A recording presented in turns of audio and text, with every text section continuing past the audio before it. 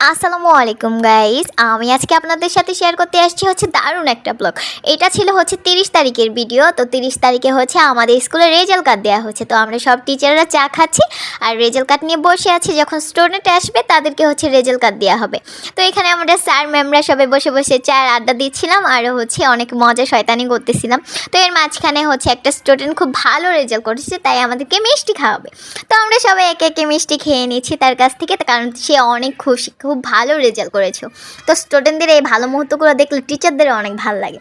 তো আমাদের result card দেওয়া হয়ে গেলে তারপরে চলে এসেছিলাম আমরা বই সেট করার জন্য। তো আমরা সব টিচার একসাথে বই সেট করতেছিলাম। এর পাশাপাশি আমাদের অনেক ক্ষুধা লেগে গিয়েছিলো। তো আমাদের একটা ম্যাম আমাদেরকে সকল টিচারকে চিতই পিঠা আর কিছু ভর্তা খেয়েছিল।